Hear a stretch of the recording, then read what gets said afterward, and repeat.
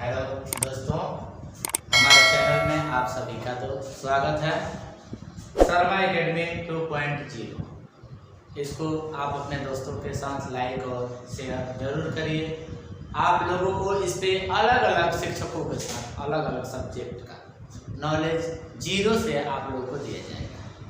कोई भी आप लोगों को दिक्कत या परेशानी है तो उसको हमारे शर्मा एकेडमी 2.0 में डिस्कशन कर सकते हैं। आप हमारे कमेंट बॉक्स में लिख कर भेजिए, उसका रिप्लाई किया जाएगा और आप लोगों को कभी भी कोई क्वेश्चन करने के लिए पूर्ण आज़ादी है। हमारा लाइव शो बहुत जल्द आने वाला है, हम लोग आप लोगों से बातचीत भी करेंगे। आइए हम अपना वीडियो स्टार्ट करते हैं। हमारे सभी दोस्तों को नमस्कार।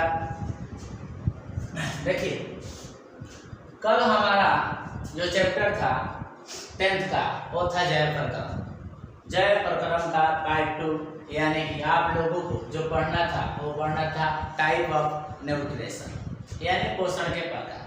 कल आप लोगों ने ये पढ़ा कि हम लोग अपना जीवन यापन कैसे करते हैं, हमारा अस्तित्व कैसा है, यानी कि धरती पर हमारा अस्तित्व अगर कायम नहीं रहेगा तो ये धरती खाली हो जाएगी। इसीलिए उस अस्तित्व को कायम रखने के लिए जैव प्रकरण बहुत जरूरी है, आवश्यक है। आगे चलिए देखते हैं हम अपने टॉपिक की ओर। टाइप ऑफ न्यूट्रिशन यानी कि न्यूट्रिशन के प्रकार। न्यूट्रिशन के कितने प्रकार होते हैं ये देखिए। तो न्यूट्रिशन के दो प्रकार हैं, स्वपोषी पोषण और विषमपोषी पोषण।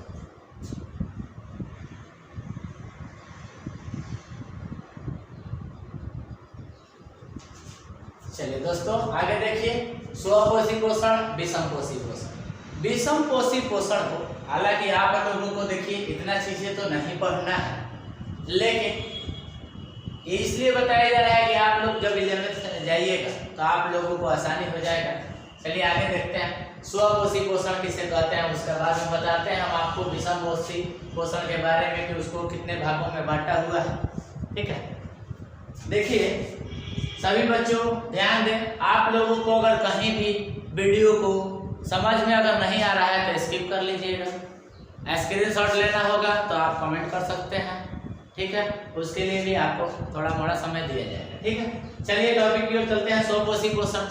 स्वपोषी पोषण वैसे जीव जो स्वयं भोजन बना लेते हैं, वैसे जीव जो स्वयं भोजन बना लेते हैं और उसे ग्रहण कर लेते हैं, उसे स्वपोषी पोषण कहते हैं। ठीक है, उसमें आता है जैसे जितने भी प्लांट हैं, प्लांटों में भी कुछ ऐसे प्लांट हैं जो परपोषी के रूप में पाए जाते हैं, जो परपोषी के रूप में पाए जाते हैं। ठीक है, तो हम स्वपोषी में प्लांट को रख सकते हैं। ठीक है, यानी कि हमारा जो प्लांट है वह स्वपोषी पोषण है। इसमें बहुत सारे प्लांट हैं जो परपोषी भी है, हम आप लोगों को उसके बारे में भी बताएंगे। ठीक है, स्वपोषी का डिफिनेशन अगर आप लोगों को समझ में नहीं आया तो फिर से सुनिए। स्वपोषी ऐसे जीव यानी कि ऐसे पेड़ पौधे मान लीजिए, मेन तो पेड़ पौधे ही है, लेकिन उसको जीव में हम लेकर आते हैं। क्यों? कि वो भी सांस लेता है, चलता तो नहीं है, स्थिर है, लेकिन सांस लेता है, वह भी हिलता डुलता है, वह अपना भोजन बनाता है, इसीलिए वह जीव है। तो स्वपोषी पोषण में हम इसलिए प्लांटों को रखे हैं कि वो अपना भोजन खुद बनाते हैं।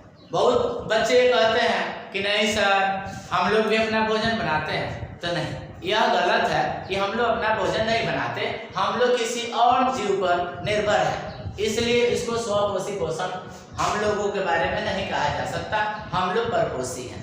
ठीक है, इसमें प्लांट जो है बहुत सारे प्लांट हैं जो स्वपोषी पोषण कह सकते हैं हम उन्हें। ठीक है, अब चलिए विषमपोषी पोषण।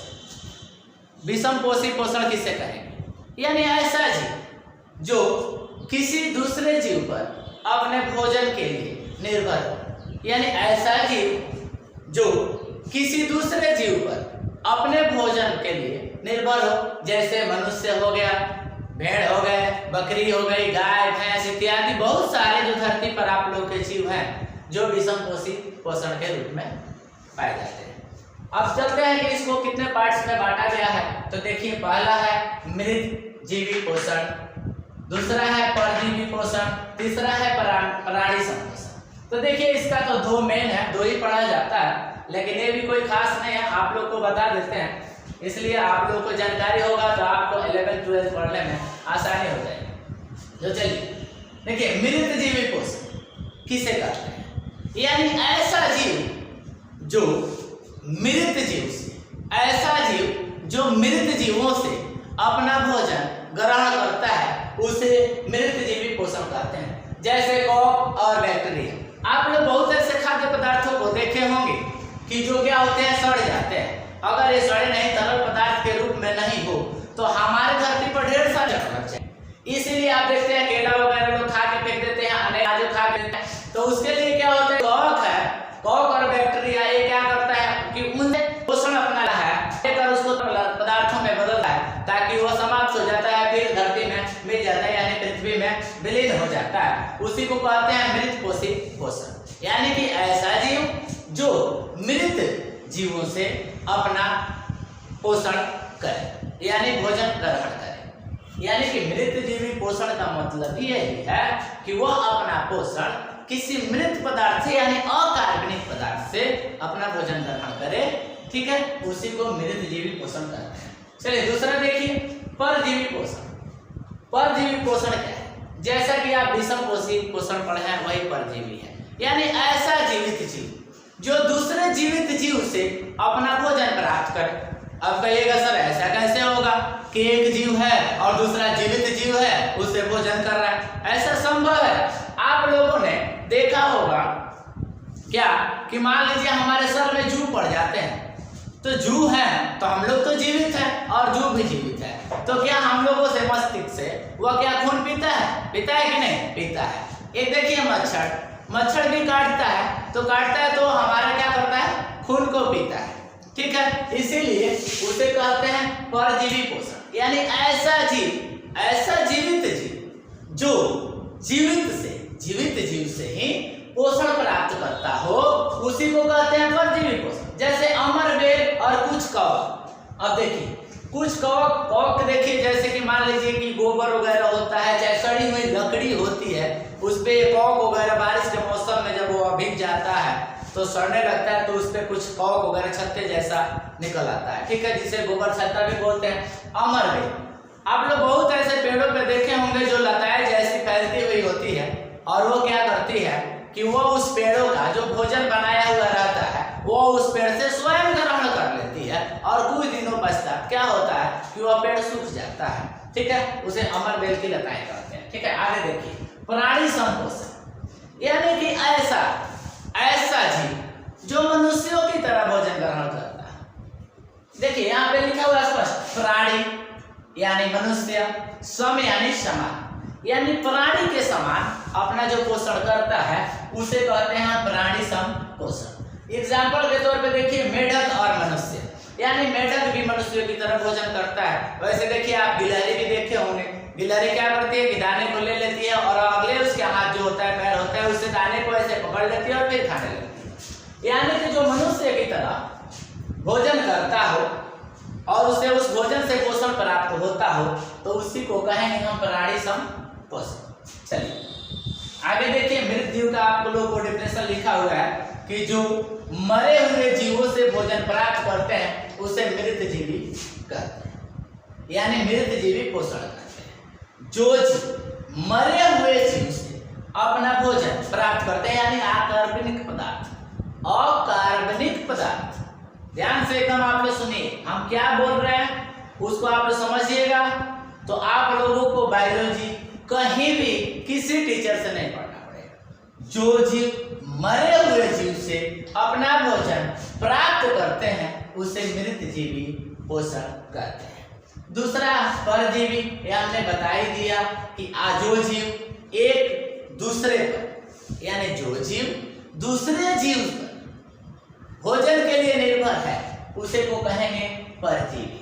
यानी जैसे जू बता दिए हमने, ढील बता दिए, मच्छर बता दिए, वो भी जीवित, हम भी जीवित। ढील भी है, हमारे सर में पड़ जाता है, वो अभी जीवित रहता है, हमारे सर से खून पीता है और हम भी जीवित हैं। तो वैसे जीव जो जीवित जीव से अपना पोषण प्रदान करता है, यानी भोजन प्रदान करता है, उसे हम परजीवी पोषण, प्राणी संपोषण को आप लोगों को बता ही दिए। चलिए आगे चलते हैं।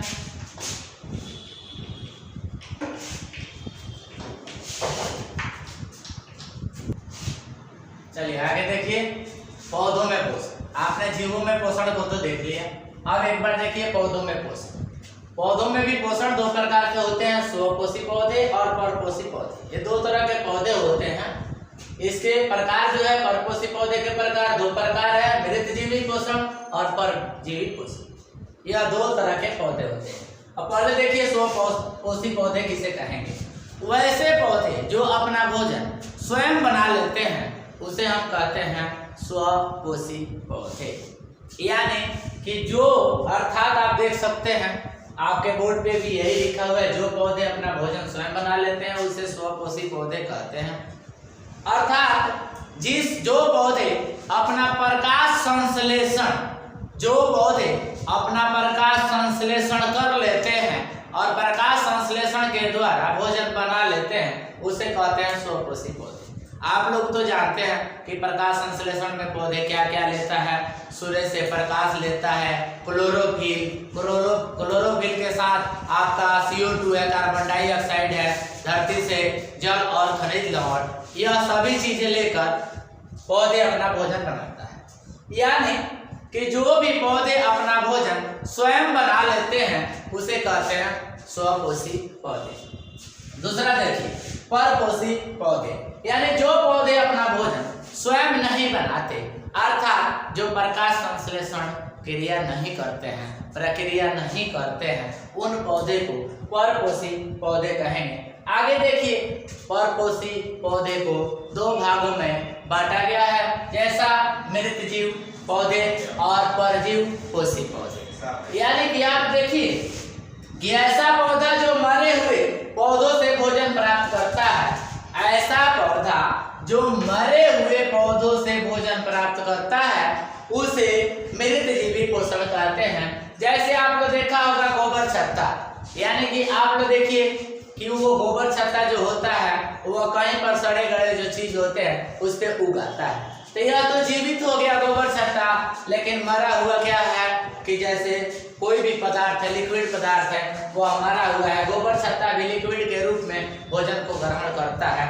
जैसे मान लीजिए लकड़ी बारिश के मौसम में सड़ जाती है, नमी आ जाती है उसमें, और नमी के कारण यह लकड़ी के ऊपर उगाता है। आप लोग देखें कभी कभी कहते हैं लोग सर्प का छत्ता है, ये भी लोग बोलते हैं, तो इसी को कहते हैं मृतजीवी पौधे। यानी कि ऐसे पौधे जो मरे हुए पौधों से, यानी कि मरे हुए अकार्बनिक पदार्थों से अपना भोजन ग्रहण करते हैं उसे मृतजीवी पौधा कहते हैं। आगे चलिए, अगला टॉपिक देखिए, परजीवी पोषण। परजीवी पोषण, जैसा कि आप लोगों को पहले बताया है कि अमरबेल की लताएं ऐसी होती हैं जो पेड़ों के ऊपर लताएं फैल जाती है, और वह क्या करती है कि वो उससे जो भोजन होता है, जो भोज्य पदार्थ होता है पेड़ पौधे के अंदर, उसको धीरे धीरे अवशोषित कर लेती है, और अवशोषित करके अमरबेल अपना भोजन स्वयं करती है, और इसको करने से पेड़ पौधे कुछ दिन में वह मर जाते हैं। ठीक है, आगे देखिए, आगे परजीवी, इसका डिफिनेशन देखिए, ऐसा पौधा जो दूसरा जीवित पौधे से भोजन प्राप्त करता है उसे परजीवी पौधे कहते हैं। यानी कि अमरबेल को आप लोग को अभी हमने बताया कि अमरबेल और पेड़ दोनों जीवित हैं। अमरबेल क्या है, उसकी लताएं होती है, वो पेड़ से चिपक जाती है, और चिपकने के बाद यह पीले कलर की होती है। ठीक है, चिपकने के बाद धीरे धीरे पेड़ पौधे तो भोजन एकत्र करके रखते हैं, उसको धीरे धीरे अमरबेल सोख लेता है, और कुछ दिन के पश्चात यह पेड़ खत्म हो जाते हैं, यानी कि सूख जाते हैं। ठीक है, अब अगला आता है आपका टॉपिक पोषी। पोषी किसे कहेंगे, जिसे परजीवी जीव से अपना भोजन प्राप्त करता है। ऐसा जीव जो परजीवी जीव से अपना भोजन प्राप्त करता है उसे हम कहते हैं पोषी। ठीक है, आगे चलिए, आगे हम आप लोगों को पढ़ाते हैं प्रकाश संश्लेषण। चलिए देखिए, अब आगे चलते हैं प्रकाश संश्लेषण के लिए, यानी कि प्रकाश संश्लेषण होता क्या है। प्रकाश संश्लेषण वह क्रिया है जिससे पौधे अपना भोजन बनाते हैं। अब पौधे ऐसे भोजन कैसे बनाते हैं, देखिए पौधे में जिस विधि द्वारा भोजन का निर्माण होता है उसे प्रकाश संश्लेषण कहते हैं। यानी कि आप आसानी से आसान डेफिनेशन के साथ आप अपने एग्जाम में इसको लिख सकते हैं कि प्रकाश संश्लेषण किसे कहेंगे या प्रकाश संश्लेषण क्या है। तो आप कह सकते हैं कि पौधे में जिस विधि द्वारा भोजन का निर्माण होता है उसे प्रकाश संश्लेषण कहते हैं। अब देखिए प्रकाश संश्लेषण तो होता है, लेकिन प्रकाश संश्लेषण होता कैसे है। तो देखिए पौधों के पत्तियों में उपस्थित क्या होता है, तो क्लोरोफिल होता है। आप लोग पहले भी जानते होंगे, 9th में भी पढ़े होंगे, 8th में भी पढ़े होंगे, 7th में भी पढ़े होंगे कि पौधे की पत्तियां हरी क्यों होती है, यानी कि क्लोरोफिल के कारण ही पौधे की पत्तियां हरी होती है। कुछ ऐसे पौधे होते हैं जिसमें क्लोरोफिल नहीं पाया जाता है, जैसे कैक्टस हो गया। कैक्टस के पौधे जो है उसमें क्लोरोफिल नहीं पाया जाता, इसलिए उसमें पत्तियां नहीं पाई जाती। ठीक है, आगे देखिए कि पौधे की पत्तियों में उपस्थित क्लोरोफिल सूर्य के प्रकाश से ऊर्जा को अवशोषित करता है। यानी आप समझ सकते हैं कि पौधे की जो पत्तियां में उपस्थित क्या होता है, क्लोरोफिल होता है। उपस्थित आपका होता है क्लोरोफिल। इस क्लोरोफिल का कार्य क्या है कि जो सूर्य का प्रकाश है ना, इस प्रकाश को ऊर्जा के द्वारा अवशोषित कर लेना। यानी क्लोरोफिल का काम क्या है कि पत्तियों में क्लोरोफिल उपस्थित रहता है। इसका कार्य है कि सूर्य के प्रकाश से डेफिनेटली सही बात है कि ऊर्जा निकलेगा, हम लोग भी उससे ऊर्जा लेते हैं। तो सूर्य के प्रकाश से ऊर्जा को अवशोषित करने का कार्य कौन करता है, क्लोरोफिल। आप लोगों के कभी भी प्रश्न आता है एग्जाम में कि सूर्य के प्रकाश से ऊर्जा को अवशोषित कौन करता है, तो आप कह सकते हैं कि क्लोरोफिल करता है।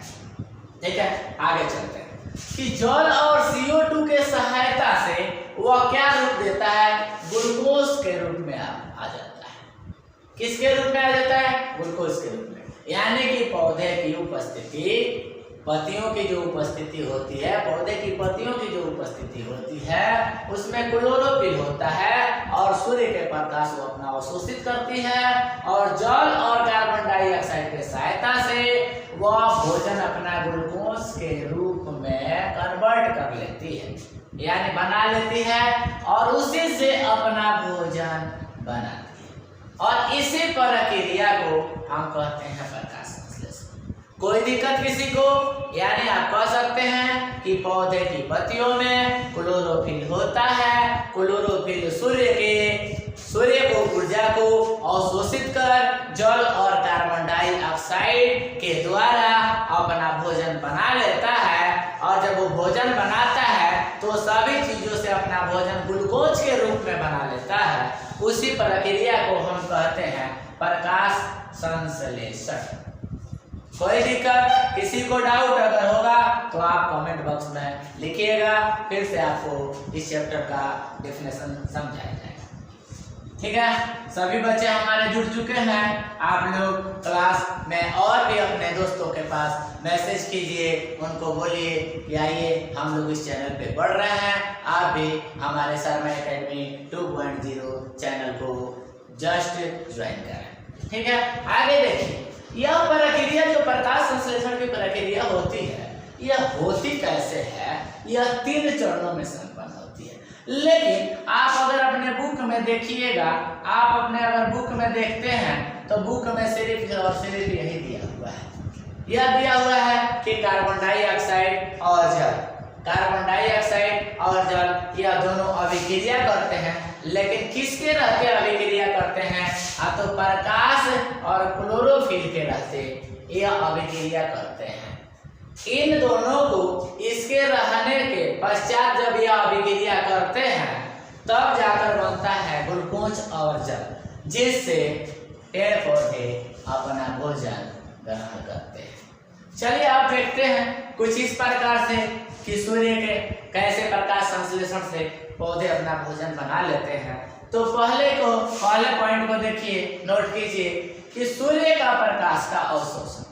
पहला पॉइंट ये बनता है कि सूर्य का प्रकाश का अवशोषण किसके द्वारा होता है, तो क्लोरोफिल के द्वारा होता है। कि यानी सूर्य का प्रकाश वो आसानी से क्या करता है, अपने पास एकत्र कर लेता है, ठीक है, यानी कि उसको ऊर्जा को एकत्र कर लेता है। दूसरा पॉइंट क्या है कि वह देखिए जल जो है, जल को ऊर्जा में कन्वर्ट करता है और ऊर्जा के साथ यह क्या बनाता है, दोनों को तोड़ देता है, यानी बैलेंसिंग इक्वेशन कर देता है। बैलेंसिंग समीकरण जो होता है आपको केमिस्ट्री में, उसमें आपको पढ़ने को बहुत कुछ मिल जाएगा।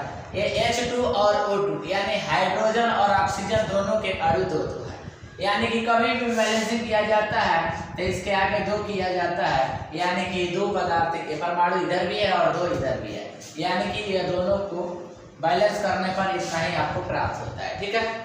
तीसरा आपका ये है कि CO2 + H2, ये क्या करता है, ये अभिक्रिया का नाम क्या है, तो इस अभिक्रिया का नाम है अवकरण।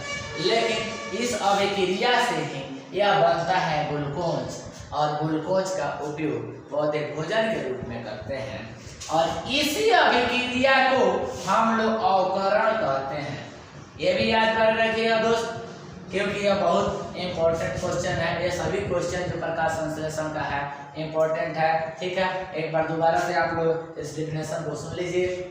प्रकाश संश्लेषण किसे कहेंगे, अगर आसान शब्दों में इसको बताना है तो पौधे में जिस विधि द्वारा भोजन का निर्माण होता है उसे प्रकाश संश्लेषण कहते हैं, ठीक है। दूसरा देखिए कि पौधे के पत्तियों में उपस्थित क्लोरोफिल के प्रकाश से ऊर्जा अवशोषित कर जल और CO2 की सहायता से ग्लूकोज के रूप में अपना भोजन तैयार कर लेता है। इसी अभिक्रिया को हम लोग प्रकाश संश्लेषण कहते हैं। यह प्रक्रिया 3 चरणों में संपन्न होती है। जैसा कि आप बुक में देखेंगे तो आपको एक ही अभिक्रिया मिलेगी, इसलिए इस अभिक्रिया को भी ध्यान रखना है और इस तीनों को भी। पहला काम इसका है, पहला चरण है सूर्य प्रकाश का अवशोषण करना। दूसरा चरण है H2O को ऊर्जा के साथ बांटना, यानी हाइड्रोजन और ऑक्सीजन को अलग करना। तीसरा अभिक्रिया जो है इसको अवकरण कहते हैं, जैसे CO2 और H2 को जल के साथ इसको साथ अभिक्रिया कराया गया। कराने के बाद ये बनता है ग्लूकोज, और इसका उपयोग पौधे अपना भोजन के रूप में करते हैं। और प्रकाश संश्लेषण का आवश्यक घटक जो है 4 घटक होते हैं। पहला है सनलाइट यानी सूर्य का प्रकाश, दूसरा है CO2 यानी कार्बन डाइऑक्साइड, तीसरा है H2O यानी जल, और चौथा है क्लोरोफिल, जो आपको इस वाले डिफिनेशन में आपको प्राप्त होगा, ठीक है। सभी दोस्त जय हिंद, जय भारत। आज हम यही क्लास रख रहे हैं, फिर आपको नेक्स्ट वीडियो में आप लोग को सभी चीज़ों को शेयर किया जाएगा। जब तक के लिए धन्यवाद।